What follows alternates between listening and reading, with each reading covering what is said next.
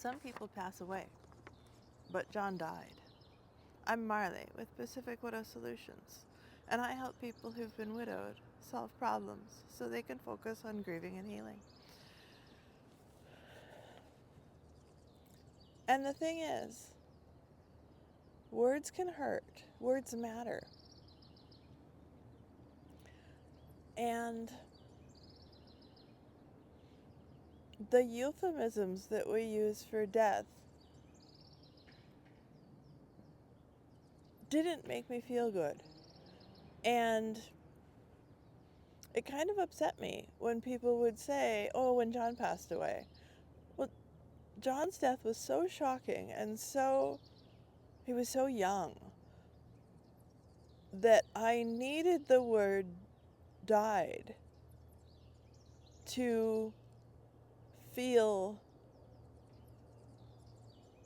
the truth. And so when other people tell me that they've lost their spouse or someone dear to them, I use whatever word that they use.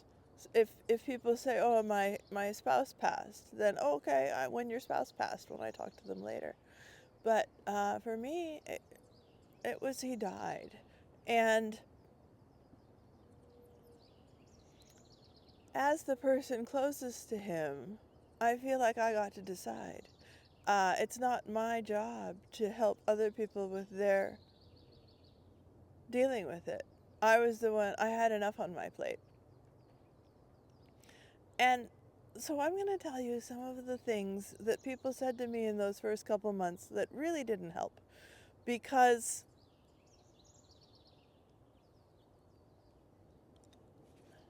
when someone's going through something like this, especially in those first couple of months, if you can avoid making it worse, it's best to try if you can. I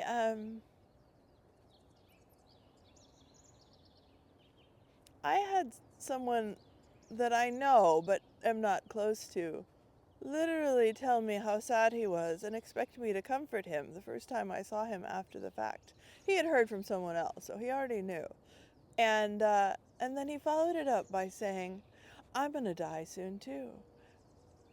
And I just stood there looking at him thinking, why on earth are you telling me this? I can't possibly be responsible for helping you with that. And I had too much of my own things going on. John hadn't been gone a week when he said that.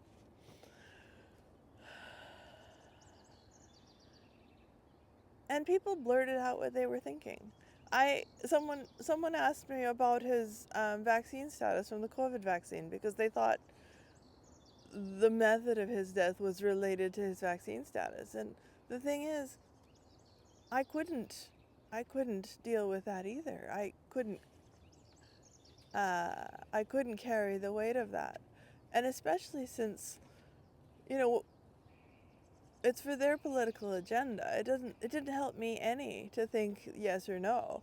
And frankly, it added to my pain. People also said he'd want you to be happy, which is probably true. I think more so now than I did before, but I think he might have wanted me to be happy with the choices we made, but maybe he wouldn't have wanted me to be happy with different choices. I don't know. But the thing is, he doesn't get a say anymore, and I can't live my life thinking that. Oh, you meet someone new. Oh, or even commenting on our marriage. He was your perfect mate.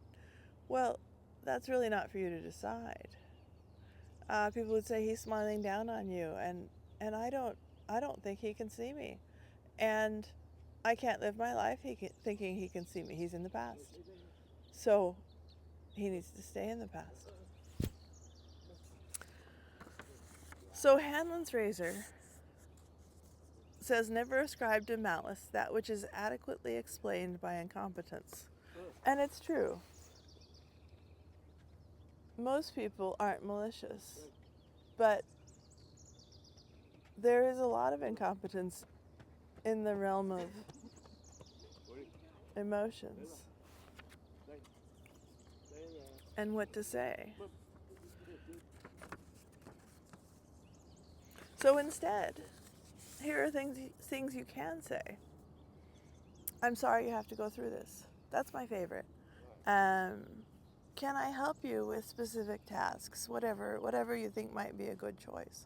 And I'll post a list of things that people helped me with. Can I take you out to lunch on Tuesday or Wednesday? You give them specific days, which is great.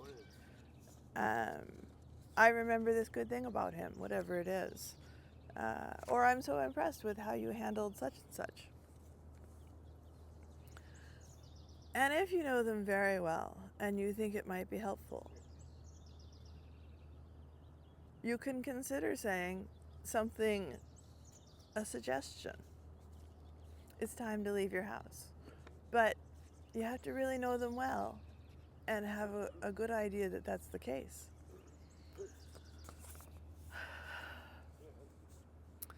And the thing I will say that also helped me is that I started correcting myself. I thought that it was worth understanding that he's gone. And so if I started to say John and I would change it to John did and I do. Because the keeping it in the forefront of my brain instead of letting it